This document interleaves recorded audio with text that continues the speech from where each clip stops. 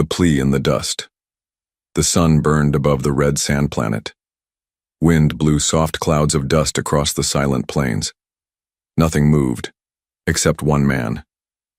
Darren walked alone, his boots sinking into dry soil. His ship was parked miles behind him, hidden behind rocks. He had landed to look for fuel, scrap, maybe something useful. His food was almost gone. He had not seen another soul in days. Then, he heard something. A soft cry, faint, like a whisper carried by the wind. He froze, looked around. Nothing.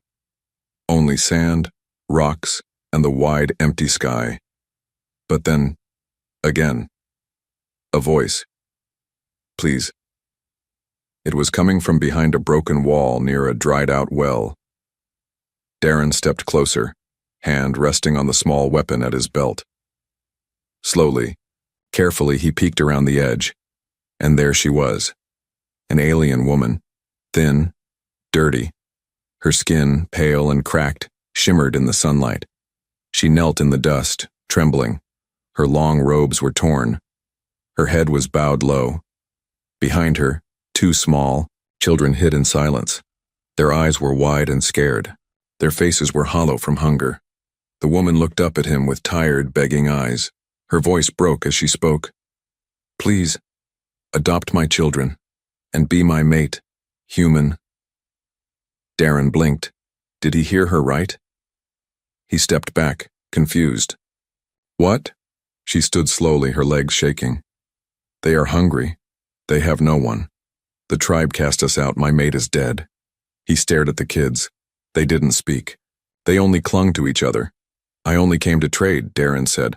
I'm not looking for this. Tears rolled down her face. Then leave. But if you leave, they die, and I will bury them with my own hands. Her voice was low, almost broken. Darren didn't know what to say. He had seen war. He had seen beggars. But this? A woman asking him to become her family? He looked again at the children. They looked no older than 6. Their tiny hands gripped each other tightly. Their stomachs were flat. Their ribs showed through their skin. What happened here? He asked. The woman swallowed. My name is Valari. My mate worked in the mines. He died in a cave-in. No one helped. No one cared. Widows are unwanted. Darren felt something twist in his chest. Why me? He asked. You're human. You don't follow our rules. Maybe you would care. Darren looked away. He wasn't sure he wanted to care, but his heart felt heavy. He couldn't just walk away. He sighed and took off his bag. I have some food. Not much. Valari's eyes lit up with hope. She bowed her head deeply. Thank you. He gave them a few ration bars and some water. The kids ate like they hadn't tasted food in days. Darren sat down on a rock and watched them. Valari spoke again. I am sorry to ask so much, but there is a law here. If no one claims a widow and her children, the state takes them. They are sent to work camps. Darren frowned.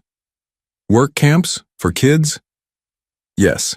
In 3 days they will come, and they will take them. She lowered her voice. Unless someone claims them as family. Silence fell again. Only the wind moved. Suddenly a loud cry came from above. Darren looked up. A huge bird-like shape flew overhead, circling once before flying away. What was that? He asked. Valari looked up with fear in her eyes. It is a skywatcher. It smells death. It circles when it senses prey. Darren stood up. So this place is not just dead.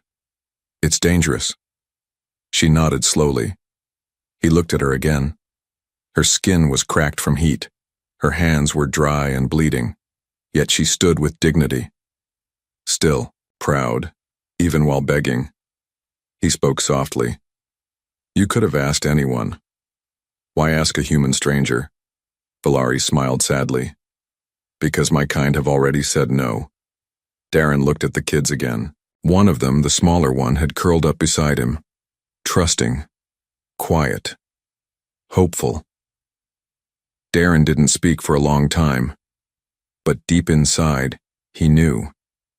He wasn't just looking for scrap. He had been drifting from planet to planet, without purpose. Maybe this was it. Valari watched him closely, holding her breath, and Darren finally said, "I'll stay, just for the night." Her shoulders relaxed.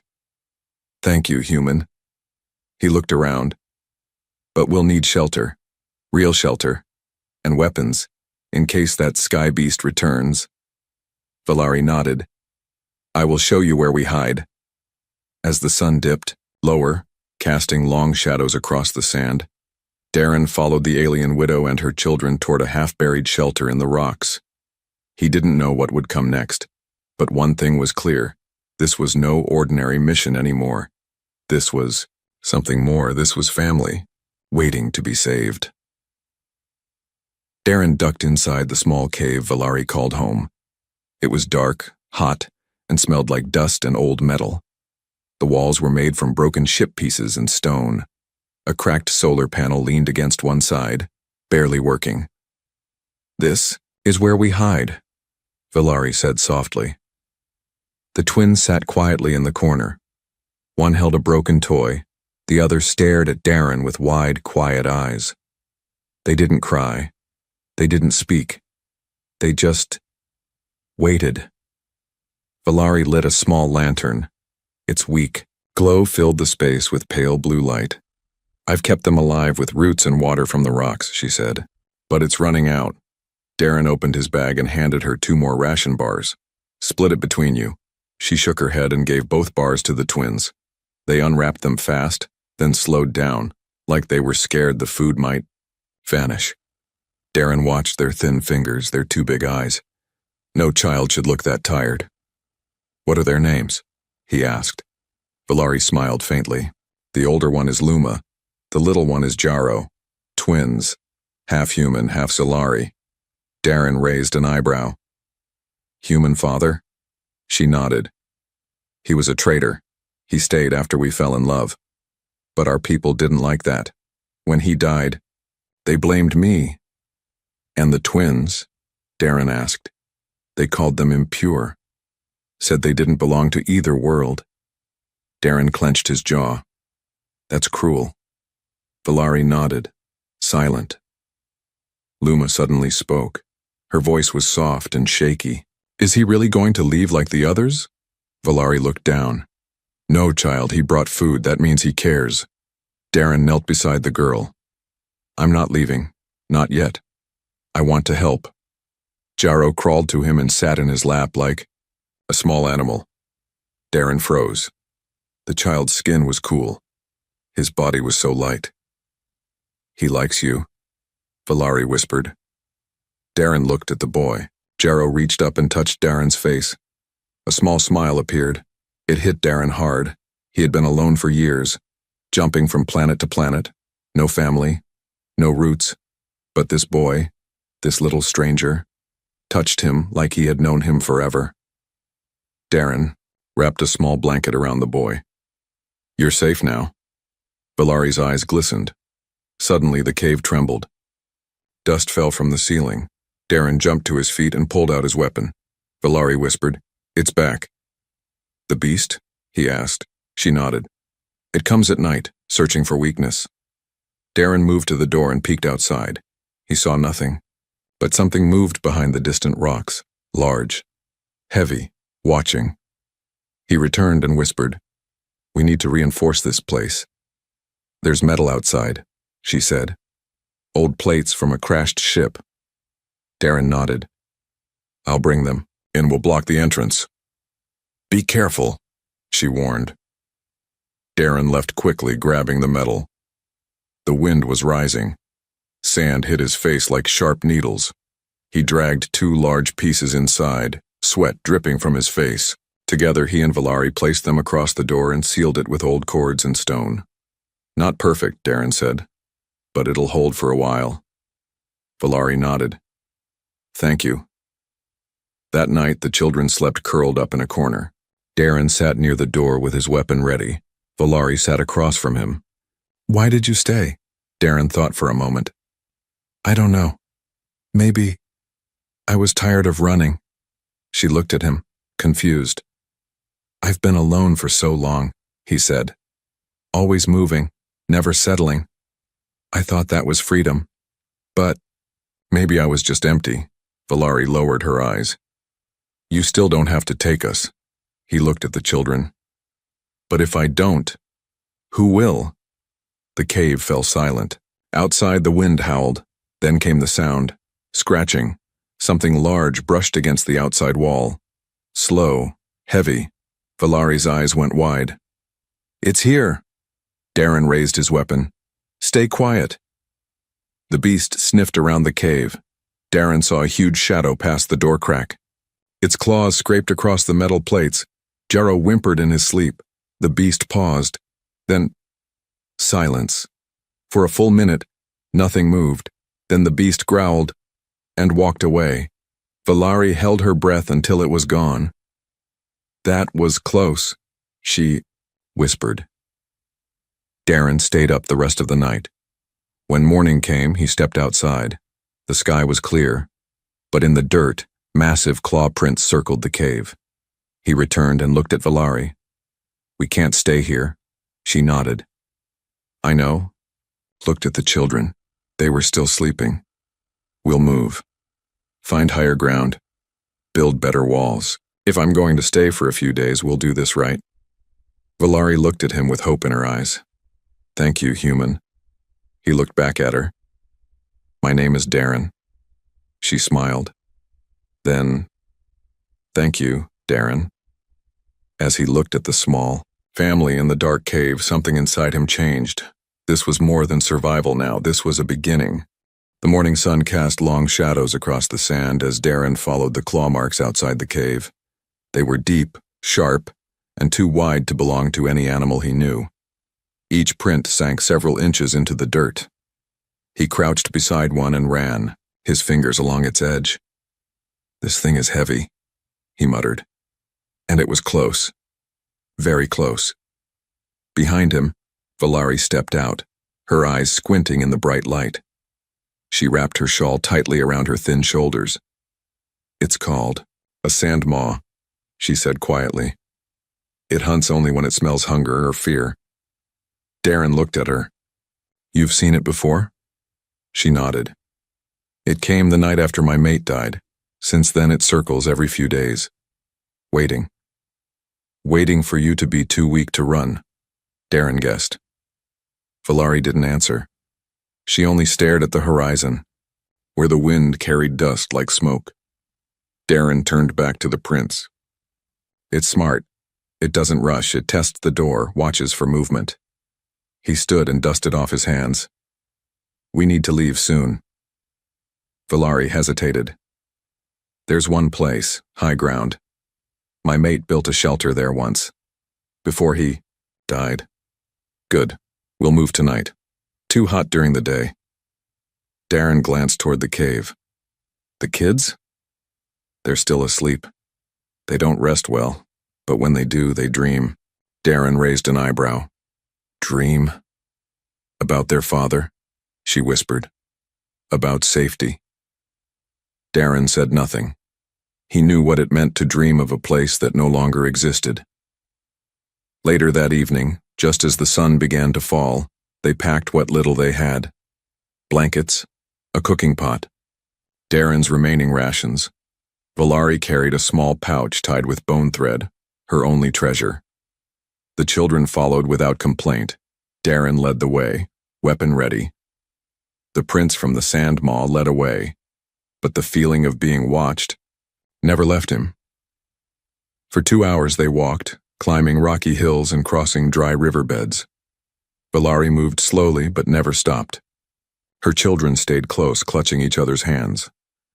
Finally, at the top of a stone ridge, they reached the old shelter. It was small and half buried into the hill. The entrance was narrow, hidden behind thorny vines. Darren had to crawl too, get inside. But once in, he saw it was strong. Stone walls reinforced with metal, An old energy coil still glowed faintly in the corner. "This will work," he said. Valari smiled weakly. "My mate built it with love." Darren began blocking the entrance with rocks. "We'll need to fortify this. If the beast comes again, it won't get in." Luma helped by carrying small stones. Jarro sat near the wall, playing with 2 pebbles. That night they ate together. Quietly. Soft sounds of chewing, fire crackling, and the wind outside. Then a sudden thud. Darren stood immediately. Valari gasped. "It's here again." He crept to the wall and listened. Heavy breathing, slow steps. The ground trembled. The beast had followed them. "How?" he whispered. "We covered our tracks." Valari's eyes widened. "No, not tracks." Darren understood. The beast had smelled the children, their hunger, their fear. "Get the kids into the back," he ordered. Valari grabbed Luma and Jarro and hurried to the far corner. The creature sniffed outside, scraping the stone with long claws. Darren saw its silhouette through the vines, huge, with a low, slinking body and a jaw that stretched too wide. It pressed its head against the vines but couldn't get through. Darren aimed his weapon, waiting. The beast growled, frustrated. Then it did something unexpected. It sat. Valari gasped. "It's waiting again." Darren gritted his teeth. "It wants us scared, wants us trapped." "Will it stay all night?" "Maybe," Darren said. "But I won't." He crawled toward his pack and pulled out a flash bomb. One left. He looked at Valari. "You trust me?" She hesitated, then nodded. "Good. When I say run, take the kids and head to that rock outcrop east of here. I'll distract it." "What about you?" "I'll find you," he said. Then he turned, took a deep breath, and threw the bomb through the vines. Boom! A flash of light lit up the night. The beast shrieked in pain. Darren jumped out, firing twice into the air. "Go!" he shouted. Valari grabbed the twins and ran, her feet kicking up dust as they fled into the darkness. The beast, blinded and angry, turned to follow them. But Darren whistled sharply, drawing its attention back. "Come on, you ugly thing," he growled. The beast lunged toward him. He ran, down the hill, around rocks, past dry trees. He could hear its claws behind him. It moved fast, too fast. But Darren had a plan. He reached a cliffside, one he had noticed earlier. Loose rocks, a sharp drop. He jumped behind a boulder and waited. The beast charged. Roaring just before it reached him, Darren rolled away and the creature stepped on the edge. Crack! The ground gave way. The beast fell crashing down into a pit of stone. Silence. Then, distant breathing. Injured, but not dead. Darren stood up, chest heaving. He turned and limped back toward the ridge where Valari and the children waited in the shadows. When they saw him, Jarro ran into his arms. Luma followed, hugging his waist. Valari stared in shock. "You came back?" "I said I would," Darren replied. She nodded, her eyes soft. "You're not like the others." Darren looked at the children, at their tired but safe faces. "I'm starting to see that maybe I'm not." The stars above the ridge were cold and bright. Darren sat near the edge of the shelter, watching the desert below. He didn't speak. His body ached, and a cut on his arm burned. But he was alive, and so were they. Valari sat beside him, silent. The children were curled up inside, finally asleep. Neither of them had spoken since the beast fell. After a while, Valari broke the silence. "You didn't have to come back." Darren didn't look at her. "I gave you my word." She glanced down. "Still, most men would have run." "I'm not most men," he said with a tired smile. She smiled faintly, but her eyes were still full of worry. "There's something you need to know," she said quietly. "Something about why I begged you to be their father. And my mate." Darren finally turned to face her. Valari breathed in slowly. In Zeleri law, a widow has only 7 moon cycles to find a protector. If not, her children are declared unclaimed. They are taken by the state, given new names, new roles. Most never return. Darren's brow tightened. You mean they become property? She nodded.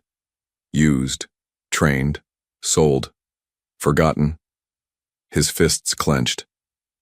That's barbaric. Valari didn't argue. 3 days remain. Darren looked back toward the sleeping twins. Luma was hugging her little brother, even in sleep. Jaro's fingers clutched a scrap of cloth like it was treasure. I thought it was just tradition, he said. I didn't know it was a death sentence. Valari looked away. That's why I asked you the way I did. Why I begged. There was no more time.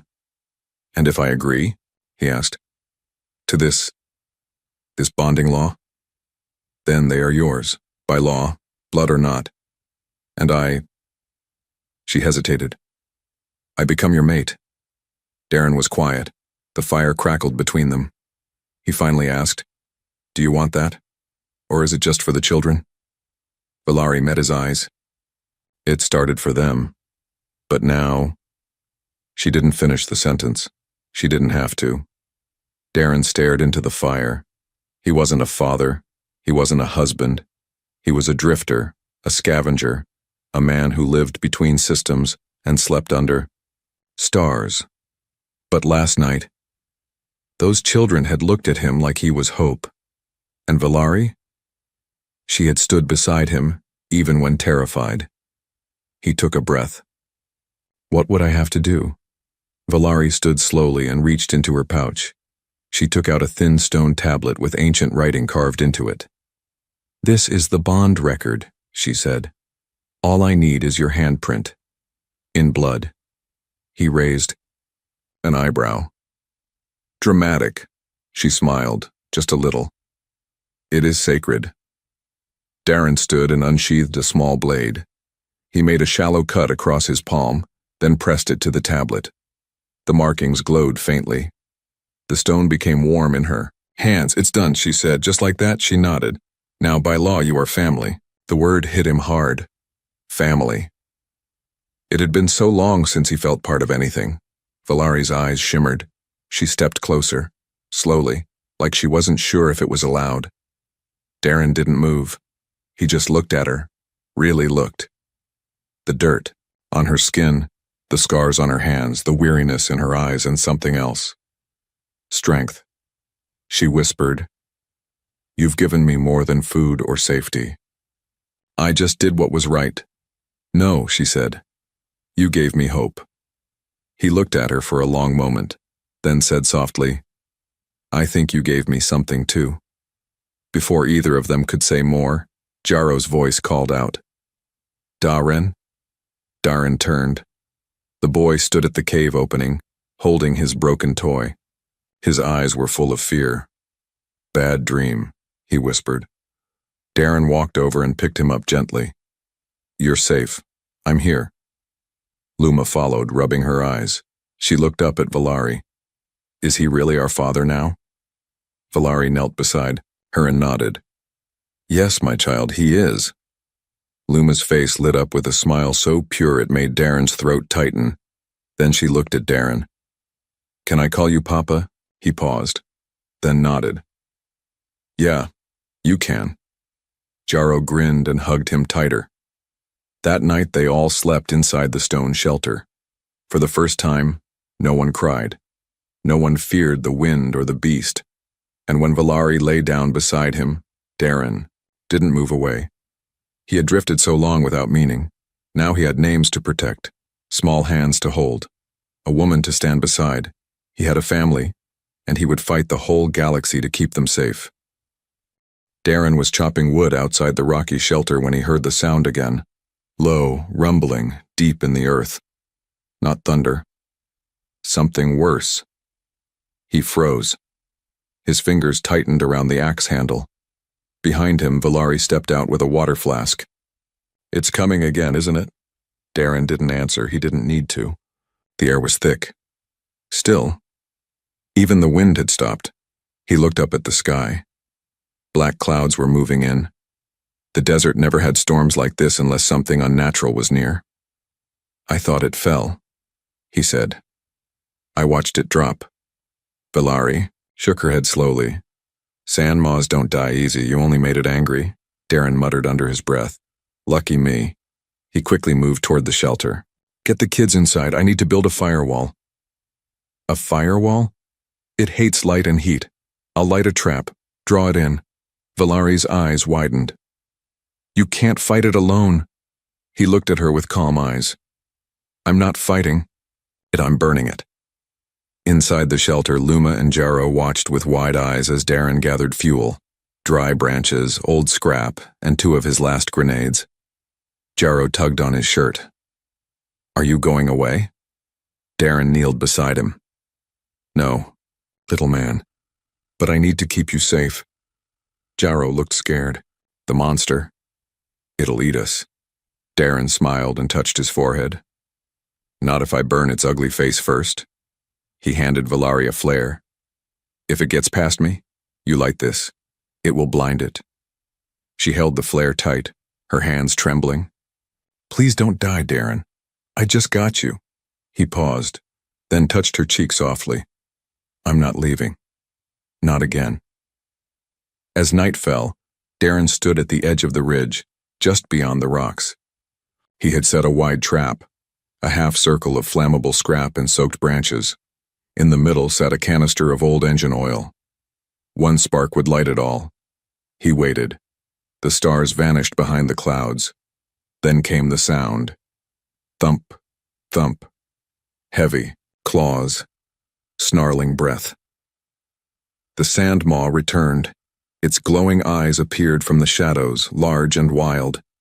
The beast was covered in scars from its fall, but it was still strong, still deadly. Darren didn't flinch. You've followed me long enough, he said calmly. Come get me. The creature roared and charged. At the last second, Darren rolled away and hit the ignition on the trap. Whoosh! Flames shot up like a wall of orange and gold. The beast screeched and tried to stop, but its momentum carried it into the fire. It howled, rolling, twisting, its massive tail smashing into the rocks. But it wasn't dead. Not yet. It turned its head and locked eyes on Darren. Blood, ash, and rage. Darren stood his ground. Then the creature lunged again. Inside the shelter, Valari clutched the children to her chest. The heat from outside was fierce, and smoke crept into the cracks. Suddenly, a loud explosion rocked the ground. The children cried out. Valari held them tighter. He's fighting. He's buying us time, Luma whispered. Will Papa come back? Valari's voice trembled. He promised. Darren dodged the sandmaw's swing, but its claw caught his leg, ripping his pants, cutting deep. He fell hard, gasping. The beast loomed over him, its jaw opening wide. But Darren reached into his belt and pulled the last grenade. He shoved it into the beast's open mouth. Swallow this. Boom. The explosion tore through the beast's skull. Fire and black blood flew in every direction. The creature collapsed with a crash, shaking the earth. Then, silence. Darren lay still for a moment, staring at the sky, coughing on smoke and dirt. Still, alive, he muttered. He sat up, bleeding but smiling. The sand maw was dead. Back at the shelter, Valari ran out, barefoot on the stone. Darren, he waved weakly. Miss me? She rushed to him and dropped to her knees. You're hurt. He chuckled. Better than eaten. She helped him back to the shelter, arm over her shoulder. The twins ran out and hugged him tightly. Jarrow buried his face in Darren's chest. I told you I'd keep you safe, Darren whispered. Luma looked up. Are you really our father now? Darren nodded. Forever. They treated his wounds that night. Valari wrapped his leg and cleaned his cuts. The children fed him small pieces of fruit and soft bread from the supplies Darren had hidden. Later, as they lay under blankets in the warm shelter, Valari leaned close to him. You didn't just fight for them, she whispered. You fought like their father. I am their father now, Darren replied. Valari touched his hand. And my mate. He looked into her eyes. Yes, yours. They stayed like that, hand in hand, as the night passed. Outside, the wind howled. But, inside, there was peace. And for the first time in many years, Darren felt like he had finally come home. The morning sun rose slow and red over the desert. Smoke still drifted from the spot where the sand maw had died. Flies buzzed around its burnt remains. Nothing else moved. Inside the shelter, Darren sat with a bandage around his leg. His face was bruised, but he was smiling as Jarro climbed into his lap, holding a rock shaped like a heart. "For you," the boy whispered. Darren took it gently.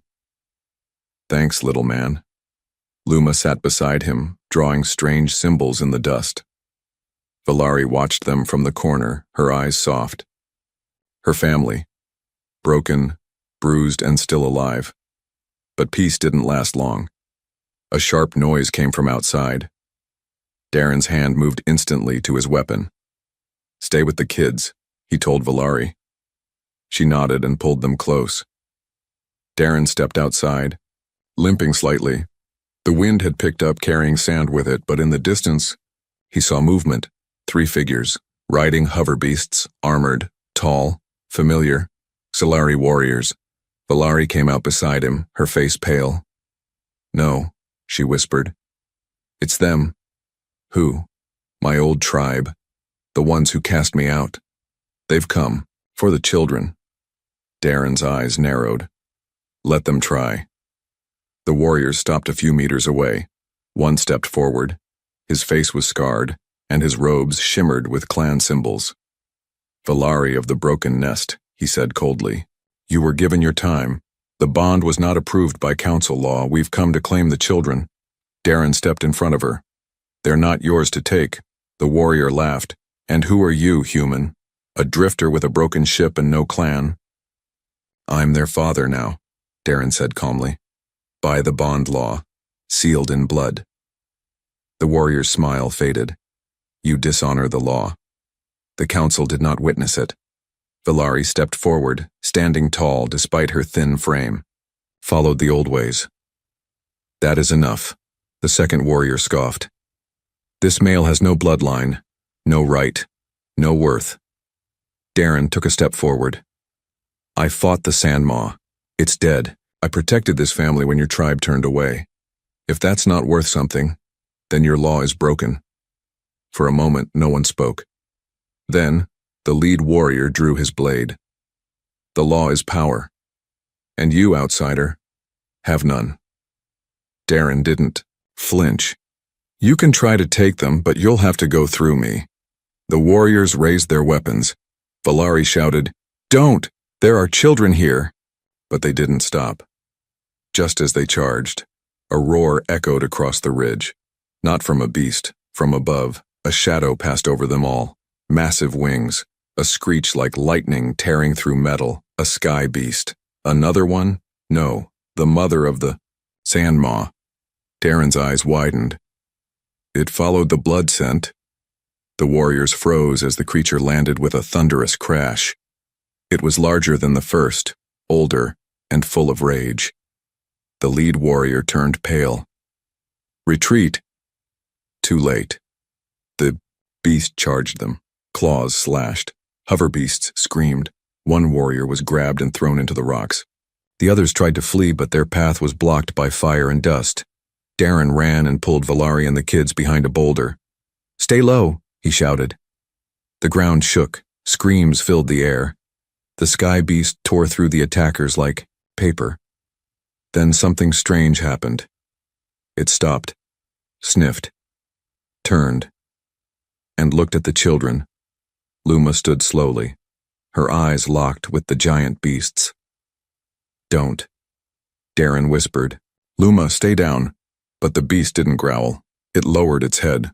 Luma reached out and touched its snout gently. It purred. Jarro crawled beside her and placed his small hand beside hers. Valari gasped. "I don't believe it." Darren stared. "They're not afraid. The sand maw, the first one, It didn't kill them when it came close. It watched. Valari covered her mouth. They're part of something more. Something ancient. The beast pulled back, gave one last cry to the sky, and flew away into the clouds. The dust settled. Only one warrior remained, crawling away in fear. His blade was gone, his pride shattered. He looked at Darren with wide eyes. What are they? Darren helped Valari to her feet. They're my children. The warrior backed away and ran without another word. That night, the stars seemed brighter. Valari wrapped her children in warm blankets. They laughed for the first time in days. Darren sat at the fire, staring into the flames. Valari joined him. You see now? She said gently. He nodded. They're not just special to you. They're important to this world. She looked at the sky. Maybe to all worlds. Darren looked at her. No one will take them. I'll die before that happens. Valari rested her head on his shoulder. You won't have to. You gave them a future. Darren smiled, though tired. Let's hope it's a quiet one. She chuckled softly. With our children? Never. They sat together as the fire cracked, the twins asleep beside them. No longer hunted, no longer forgotten. This time the family stood tall, witnessed not by law, but by fire, blood, and the sky itself. The wind was softer now. Darren stood outside the shelter, staring at the golden horizon. The desert, once cruel and empty, now looked peaceful. It had taken so much from Valari and her children, but now it had given something back. A future. Behind him, laughter echoed from inside the cave. Jaro was chasing Luma in circles, giggling wildly. The small, dark shelter had turned into a warm home. The floor was swept, blankets were clean, and food, real food, was cooking over a fire. Valari stepped out, holding a cup of herbal tea she made from wild desert leaves. She smiled at him. They haven't stopped laughing since yesterday. He took the cup and nodded. They earned it. So did you. Darren drank in silence. His leg still hurt, but the wound was healing fast. Valari had taken good care of him, wrapping the injury each day with a careful hand. You know, he said after a while. When I first landed here, I thought I'd be gone by nightfall. She chuckled. And now? He glanced back at the children. Now I can't imagine leaving. Valari's smile faded a little. But you have a ship, a life out there. Darren stared at the sand for a moment. I had a ship. I had fuel. I had freedom. He looked into her eyes. But none of that ever made me feel like I belonged. She lowered her eyes. And now? Now I have you. Them. A reason to stay. She didn't speak. Her hand reached for his. He didn't pull away. Later that evening, the family shared their meal. Warm stew, thanks to supplies Darren had traded from his ship. Luma fed her brother with a big wooden spoon, pretending she was a royal chef. Jaro shouted, "More stew for the space prince." They all laughed. Darren leaned back and watched them, his heart heavy but full. Valari sat close beside him. There's one more thing left to do. He raised an eyebrow. More than stew? She nodded. The binding must be witnessed. Not by law, but by spirit. You gave your blood to make us a family. Now you must give your name. Darren blinked. My name? In our tradition, she explained, when a man accepts children as his own, they take his name. It becomes their shield, their home. Darren paused. I've never given it to anyone before. Then let it begin here, she whispered. He stood slowly and knelt in front of the children. They stared at him with wide eyes. My name is Darren Holt, he said softly. And from today it's your name too, if you want it. Luma grinned. Luma Holt, Jaro clapped. Jaro Holt, Valari whispered. You've given them more than a name. You've given them a father. That night, As the stars filled the sky, Darren sat by the fire alone. Valari approached and placed something in his hands. It was a small necklace made of leather and stone, rough, handmade, worn. "This was my husband's," she said quietly. "He made it the day Luma and Jaro were born." Darren held it carefully. "Are you sure?" "He would have given it to someone who loved them as much as he did." "You've proven that." He looked up at her. "Thank you." She sat beside him. "What will we do now?" He stared at the sky. "I'll strip my ship for parts. Use the energy cell to power this shelter. Reinforce the walls. We can make this place better. And after that, we'll make a farm. Grow real food. Maybe trade with passing ships." "You'd stay?" she asked. He turned to her. "I've already stayed. I'm not going anywhere." She leaned in, and for the first time, kissed him. Softly, gently, with years of fear and hope wrapped inside. When they pulled apart, she whispered, "You were never just a stranger. You were the one they needed." Darren rested his forehead against hers. "And you were the family I didn't know I was searching for." Weeks passed. The ridge became a safe haven. Darren worked hard, building walls and solar panels. Valari planted herbs in pots made of stone. The children laughed and grew stronger each day. No more warriors came. No more beasts. Only wind, stars, and the hum of a new life. Then, one morning, a ship appeared on the horizon. A merchant freighter. Old, rusty, but peaceful. Darren stood at the edge of the shelter, his weapon at his side, but lowered. Valari came beside him. "What will you say?" He smiled. "That I'm a husband, a father, a man with a family, and that I'm not trading them for anything." The ship landed and brought news, supplies, and stories from across the galaxy. But Darren didn't listen long. His heart was here, with the woman who once begged for help in the dust, with the twins who once had nothing, but now had everything, with the family he had chosen, and who had chosen him back.